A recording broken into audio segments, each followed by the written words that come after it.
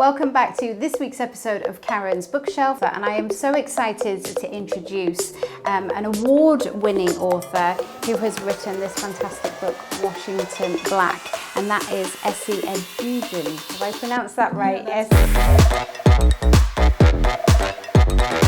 So nice of you to join me here today.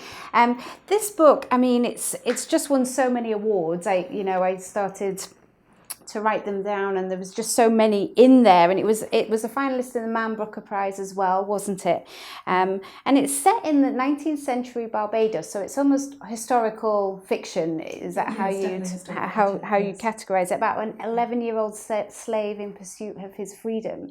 Yes. A very powerful story. Did you expect it to have the impact that it actually had? No, not at all. I think. I mean, I don't know how any writer could expect it.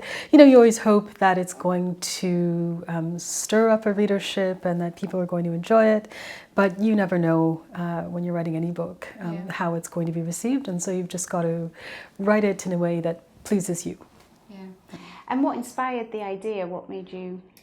So I had originally thought I was writing a novel about the Tichborne claimant affair, which was an infamous series of criminal trials that took place in England from the 1860s right up until almost the 1890s. And those centered around the disappearance of a young English aristocrat who was shipwrecked off the coast of Brazil and presumed dead, but his mother refused to believe that he had died and set out to find him. And one of the people that she tried to get to help her with this was a man called Andrew Bogle, who was connected with the family because when he was 11 years old, he had been stolen off a plantation in Jamaica by a member of the Tichborne household.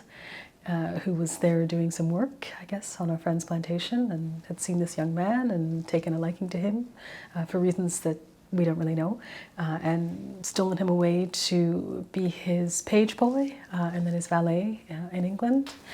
And so Andrew Bogle went from a life of, like a dire life of terrible servitude in just the most awful circumstances into, I suppose, a different life of servitude, but one in which he was, given more freedom. And so he went from one very dire prescribed idea of what his life would be into something a little bit freer. And into places that he could never have conceived of when he was a child on that plantation. And I sort of started to think that that was more my subject matter rather than retelling the trial through this man's eyes in a way that would feel, it was hard material to get a handle on. So that was the jumping off point, and then I allowed myself the freedom to imagine something completely different. Amazing. And how long did it take you to research and then write?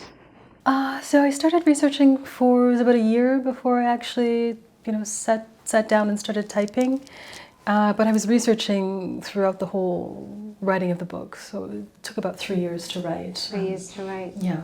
And how did you feel when, the awards started coming in and there was a finalist, for the Man Booker Prize? I was surprised and delighted and relieved, I think, most of all.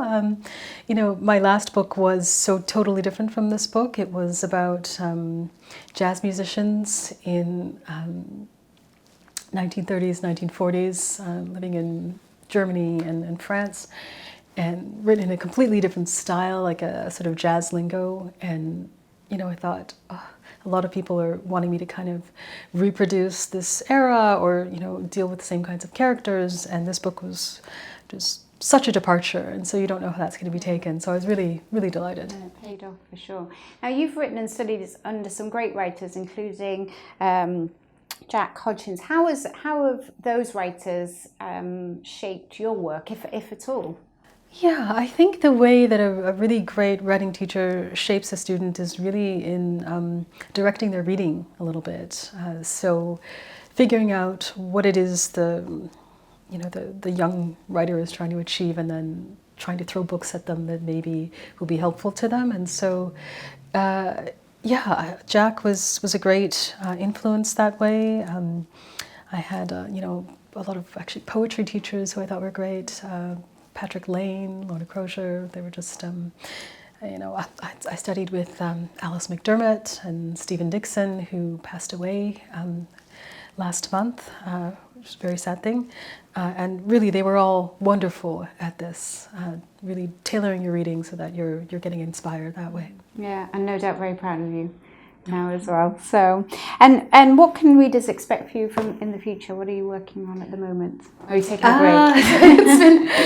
It's been a break because I'm traveling so much with Washington Black, but I do have an idea that I'm very committed to, and I just have to find the time to start the research and sit down and I just And is that historical fiction as well? Historical, but not such deep historicity, more like 1970s, which for me feels contemporary, but it's it's totally not, but it's closer to now, which I'm excited about. Yeah, good. And in terms of writing advice, perhaps should have asked this question earlier when we were talking about your mentors, but what's the single best piece of advice you've ever been given or received? Yeah, the best piece of advice I've been given, I think, is to try and keep regular writing hours, like try to commit to sitting down at around the same time each day, or if you can't manage each day, a couple of days a week, to commit yourself to writing. Like that this is extremely important to carve out that time and make sure that you stick to it, because waiting, to be inspired is not going to get. Like a novel takes a long time and it's a huge commitment, and if you don't sit down, particularly on those days when you really don't feel like doing it, then you'll just never finish. Amazing advice. Esi, thank you so much for joining me here today, and congratulations on all your success. Thank you. That's everything from me. I do hope you've enjoyed this episode, and I look forward to seeing you again next week on Karen's Bookshelf.